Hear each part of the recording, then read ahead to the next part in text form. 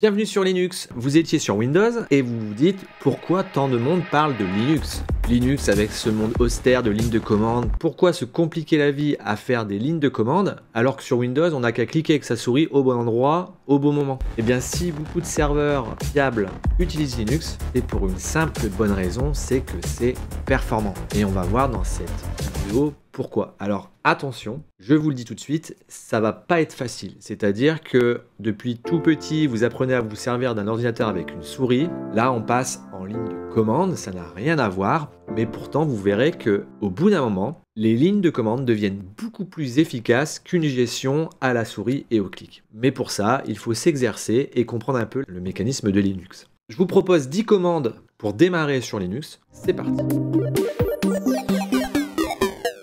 Que si tu tapes la petite commande qui est écrite là en petit, ça t'affiche toutes les commandes qui existent sur Linux. Alors Linux, ça a été inventé par ce petit génie de l'informatique. Il continue à faire des versions de son Linux en utilisant Git. Linus Torvald a créé Linux en 1991, seul avec ses petits doigts et ses petites lignes de code. Debian, une version de Linux, sort en 93. Et on verra qu'elle utilise en fait le noyau de Linux, mais c'est une version libre de droit. C'est-à-dire que le noyau appartient à tout le monde, et après, certaines personnes en ont fait un système d'exploitation propriétaire, payant, et d'autres un système d'exploitation libre, comme Debian.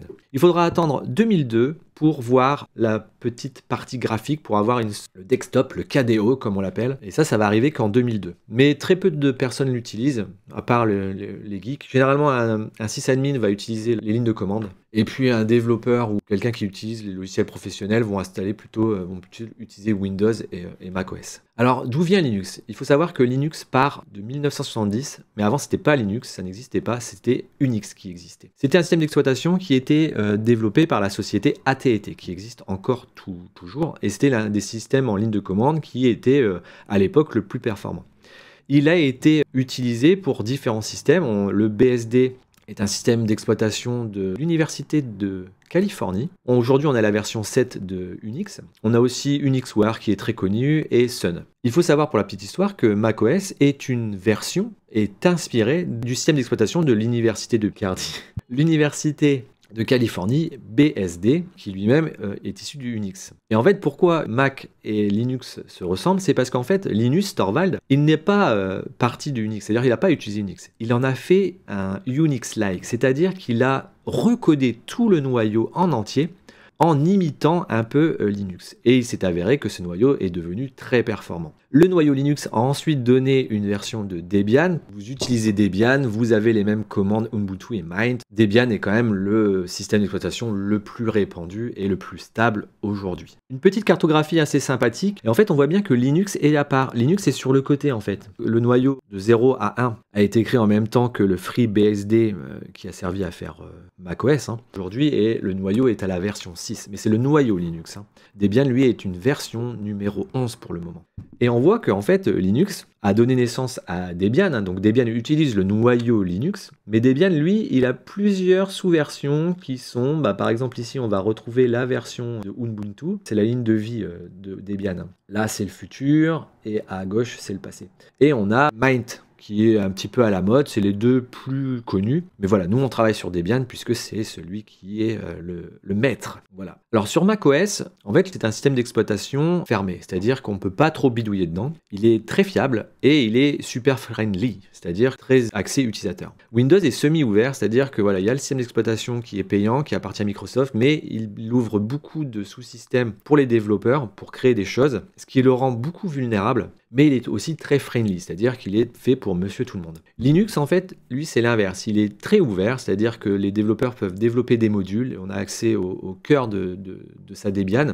On n'a pas accès au cœur Linux parce que ça c'est réservé à Monsieur Linux, et il est quand même assez fiable parce qu'il est organisé autour d'un consortium, c'est un groupe de développeurs en gros. Et du coup ça rend le système très fiable et malheureusement peu friendly, c'est-à-dire que voilà, c'est en ligne de commande. Donc tous les systèmes ont leurs avantages et leurs inconvénients. On va réserver macOS pour des usages logiciels professionnels. On va plutôt utiliser Windows pour un usage personnel et de la bureautique, et on va utiliser Linux plutôt pour utiliser sa fiabilité pour les serveurs et les systèmes embarqués. Chaque système d'exploitation Windows, Mac et Linux possèdent une interface bureau. Donc macOS, voilà, ça ressemble à ça avec la petite barre en dessous. Windows aussi avec le menu démarrer de l'époque. Et puis Linux, on retrouve à peu près la même chose. On a vraiment 3 environnements qui sont des gestions fenêtrées identiques. C'est-à-dire on clique, on déplace les fenêtres, on les ouvre, on les agrandit, il y a des dossiers, il y a des fichiers. Ça fonctionne exactement pareil sur les 3. Par contre, Linux, vous allez voir qu'il a une partie ligne de commande. Alors au niveau de l'installation de Linux, j'ai fait une vidéo qui s'appelle installer une VM Debian sur VirtualBox. Donc c'est ce que vous pouvez faire vous pour commencer à utiliser Linux, c'est très bien. C'est utiliser la virtualisation, c'est un très bon moyen d'avoir une machine Linux sans investir dans le côté physique et vous aurez exactement le même résultat à 100%. Quand vous avez votre Debian, la meilleure façon c'est de la laisser tourner et d'y accéder à distance via un terminal et notamment avec le protocole SSH. Donc j'en fais aussi une vidéo qui va permettre, une fois que vous avez installé votre système, de mettre en place SSH dessus pour vous connecter à distance.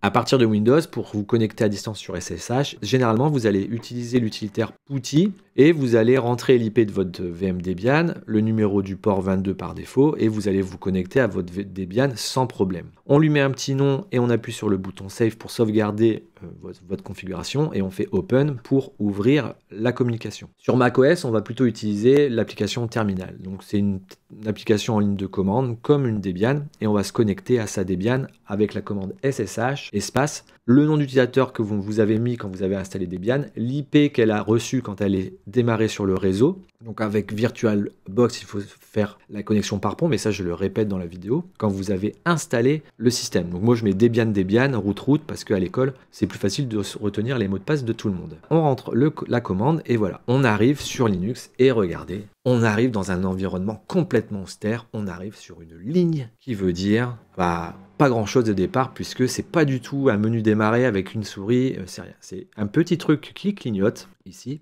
mais par contre, dès le départ, on a des informations importantes. On a le nom de l'utilisateur sur lequel on est connecté. C'est exactement comme Windows ou Mac, vous avez une session utilisateur. Donc quand vous vous connectez avec Debian, c'est son nom qui va apparaître, mais on aurait pu s'appeler Toto, Julien, Rapicho ou ce que vous voulez, c'est un nom d'utilisateur. Vous avez un arrobase et derrière un arrobase, vous avez le nom de domaine de la machine, puisque comme ce sont essentiellement des serveurs, vous avez des noms de domaine à vos serveurs, parce que chaque serveur a sa fonctionnalité et est référencé en tant que IP, donc en tant que nom de domaine dans un serveur DNS. C'est pour ça qu'on appelle ça un nom de domaine. Et ensuite, après, vous avez 2 points. Et vous avez une information ici, c'est là où vous vous situez. Alors ici vous avez un tilt, la petite vague, ça veut dire qu'on se situe dans son répertoire personnel, hein, son petit bureau perso, mais normalement on trouve le chemin d'accès. Ça ressemble fortement à ces 2 points Windows, mais il y a quelques petites variantes. Il faut savoir, et ça notez bien, que le tilt représente le dossier du user qui est situé dans /home/ le nom du user.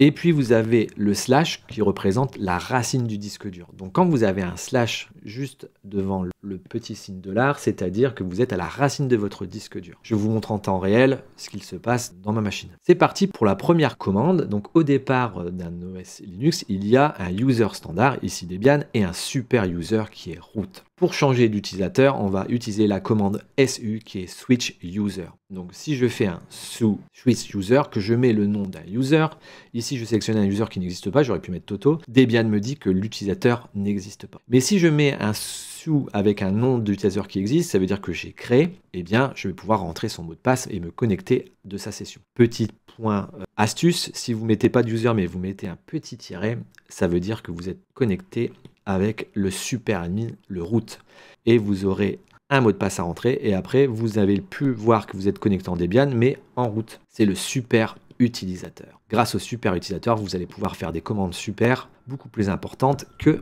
le user de base. Donc on l'appelle l'admin user, le super utilisateur. Il est possible de créer d'autres utilisateurs bien sûr, sinon ça serait pas sympa. Donc avec la commande user add. Quand vous allez taper la commande user add, il faut savoir qu'une commande c'est généralement un nom, espace et des options, soit que des paramètres ou soit que des options. Les options généralement elles sont précédées d'un petit tiret, quelque chose qu'on écrit après la commande. Donc comment ça se lit une commande dans la doc de tous les sites de Linux? On a le nom de la commande, les noms des paramètres et les noms des options. Et quand on ne sait plus, il faut faire le nom de la commande, espace-help ou espace-h pour avoir les informations. Et vous pouvez aussi faire man pour manuel et vous mettez le nom de la commande pour avoir son manuel. Si vous avez installé Linux en français, il va tout vous mettre en français. Ça, n'oubliez pas, c'est très important. Donc par exemple, ici, j'ai fait quoi? Je me suis connecté et j'ai écrit user add RapidShow, c'est-à-dire que j'ai créé un user qui s'appelle RapidShow. Il m'a dit que la commande était introuvable parce que j'ai exécuté une commande que Debian n'a pas le droit d'exécuter parce que Debian, c'est juste un utilisateur. Du coup, je me suis connecté ensuite en sous et le tiret pour dire sous root avec tout ce qu'il faut de bon pour se connecter. Si vous mettez juste sous root, ça marche pas, il faut mettre sous tiret. J'ai mis le mot de passe, je suis passé en route et là j'ai mis ma super commande user add RapidShow. La commande ne m'a rien retourné. Linux, des fois, ne dit rien. Généralement, dans le message d'erreur, il y a tout ce qu'il faut pour se corriger. J'ai créé le user RapidShow et donc je peux maintenant me connecter avec RapidShow si j'avais fait sous RapidShow. On peut aussi se déplacer dans Linux en changeant de dossier, un peu comme on se déplace dans Windows quand on change de dossier en cliquant avec la souris à droite, à gauche, sur les dossiers, on les ouvre, on descend, on scrolle, etc., etc. Et elle a des paramètres. Elle a le chemin du dossier en paramètres et elle a quelques options, mais les options, on ne les voit pas quand on est débutant. Donc comment ça se passe? J'étais ici, comme vous pouvez le constater, j'ai tapé CD pour Change Directory. Alors quand on la retourne sans rien, c'est-à-dire sans paramètres, il va se placer directement dans notre répertoire personnel, avec le tilde. C'est pour ça qu'ici, en fait, ce qui s'est passé, c'est que j'étais à la racine, hein, le slash, c'est la racine, ici, et après, j'étais dans le dossier root. Au départ, ici. J'ai tapé CD et je suis arrivé dans le tilde, ici. Et dans le tilde, qu'est-ce qui s'est passé? J'ai tapé CD slash, c'est-à-dire que je suis allé à la racine. C'est pour ça qu'ici, maintenant, j'ai la racine. Slash, c'est pour aller à la racine du disque dur. Donc ça, c'est deux petites commandes classiques, hein, CD et CD slash, soit pour revenir dans le dossier de l'utilisateur, soit pour aller à la racine du disque dur. Et ensuite, si je veux aller quelque part, je fais CD, je tape slash pour partir de la racine, parce qu'il faut toujours partir d'un endroit qu'on connaît. Donc là, pourquoi j'ai fait un premier slash ici? Parce que je veux aller dans la racine, je veux aller dans le dossier root, parce qu'il existe, hein, il était là. Et dans le dossier root, apparemment, il y a un dossier qui s'appelle coucou. Je peux aller dans le dossier coucou. Alors, la commande pwd, j'en parle pas parce que c'est une petite astuce, ça permet de savoir où on est. Si vous tapez pwd, il va vous indiquer où vous êtes exactement. Donc là, c'est le moment où vous êtes perdu. Vous dites, attends, il y a des slash, des tildes, il me parle d'un dossier root, coucou, je comprends rien à ce qu'il me raconte. Ah oui, parce que vous n'avez pas la cartographie des dossiers. Vous n'êtes plus sur Windows, il n'y a plus le dossier C ou D. Dans le dossier C, vous n'avez plus le dossier document, le dossier desktop, etc. etc. C'est une autre hiérarchie, on est sur un autre système. Du coup, comment se passe la hiérarchie? Toujours, vous avez plusieurs dossiers à la racine. Vous avez le dossier bin, etc, user, vous avez le dossier root, sbin, temp, home, lib et mind. Et ça, c'est les dossiers les plus communs quand vous êtes à la racine du disque. Il y en a 1, 2, 3, 4, 5, 6. Et après, vous avez des sous-dossiers. Donc dans var, vous avez tout ça. Et dans user, vous avez tout ça. On va pas les apprendre par cœur. Mais de là, j'en ai quelques-uns qui sont quand même importants. Ce sont les suivants. Le slash, on l'a vu, c'est la racine. Donc ça, pas de problème. Dans ce dossier bin, vous allez avoir toutes les commandes, tous les exécutables système. Donc par exemple, la commande cd, elle se trouve dans bin. La commande user add, elle se trouve aussi dans bin. La commande sous, pareil. Dev, c'est pas des développeurs, c'est des devices. Et des devices, ce sont des périphériques. C'est là où on va trouver les périphériques. Quand vous branchez par exemple une clé USB ou un clavier, c'est dans Dev pour device que vous allez trouver ce qu'il faut. ETC, c'est Extend Tool Chest, c'est le dossier de configuration des services. Parce que Linux, en fait, c'est un système d'exploitation. Et dedans, on va lancer des applications qui sont des services. Et donc, ça va se transformer en serveur. Et tous ces serveurs, tous ces services vont avoir des dossiers de configuration. Et c'est au même endroit. C'est super simple. On n'est plus dans le cas de Windows où on installe son logiciel quelque part dans un dossier, on en installe un autre dans un autre dossier, il y a des fichiers de config de partout, puis ça va dans tous les sens. Dans Linux, tout est bien rangé. Tout est bien organisé, du coup, quand on fait quelque chose, il faut bien le faire et on n'a pas de problème. Si on le fait de travers, bah forcément, ça ne fonctionne plus très bien. Le dossier home, c'est le dossier où on va être chez soi. C'est son répertoire principal. Donc, si vous faites /home, vous verrez tous les dossiers de tous les utilisateurs. C'est un peu dans ces deux points utilisateurs, c'est là où vous allez avoir tous vos sessions des gens qui se connectent sur votre machine. Var, c'est le dossier variable. C'est là où on va avoir des fichiers qui vont varier. On va y trouver des logs, on va y trouver des fichiers temporaires. Voilà, c'est dans ce genre de fichiers, de dossiers qu'on va trouver ces choses-là. Média, ça n'a rien à voir avec Mediatek. Ce sont des points de montage des supports amovibles. C'est quand vous allez brancher une clé USB, il y a de fortes chances que le dossier de votre clé USB se trouve dans Média.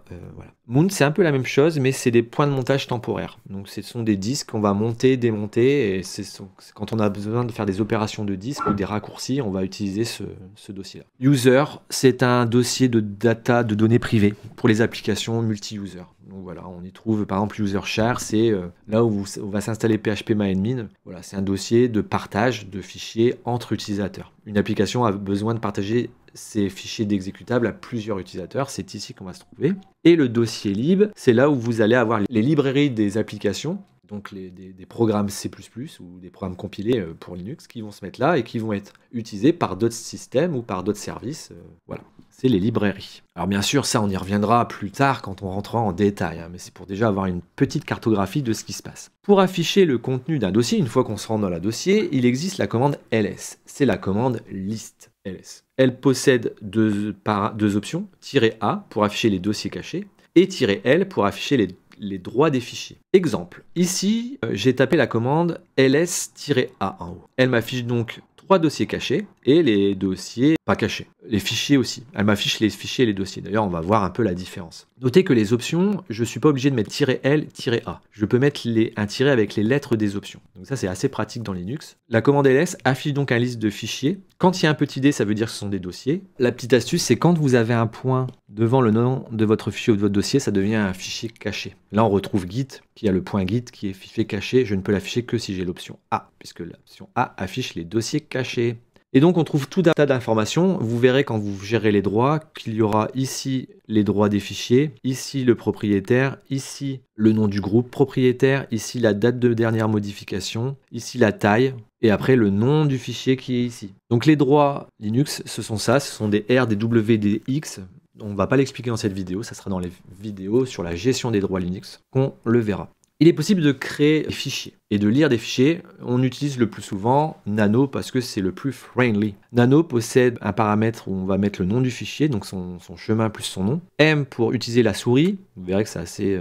utiliser une souris en ligne de commande, c'est pas évident. -B majuscule pour faire une sauvegarde. Et -C pour avoir les coordonnées des lignes. C'est plutôt pratique. Nano, voilà, ça ressemble à ça. C'est en ligne de code. Vous avez un petit fichier. Donc là, j'ai écrit pas mal de conneries ici. Et vous avez accès à des commandes ici sur votre dossier. Donc ça, c'est un genre de petit logiciel, en gros, fenêtré, mais en ligne de commande. Donc c'est très moche. Par contre, c'est pratique. Sachez juste que le petit accent circonflexe veut dire contrôle, la touche contrôle. Donc si tu fais CTRL X, tu vas quitter. Donc voilà, pour une fois que tu as modifié ton fichier, tu vas faire CTRL X pour quitter. Et il te pose une question, sauver l'espace modifié, tu vas répondre O pour oui.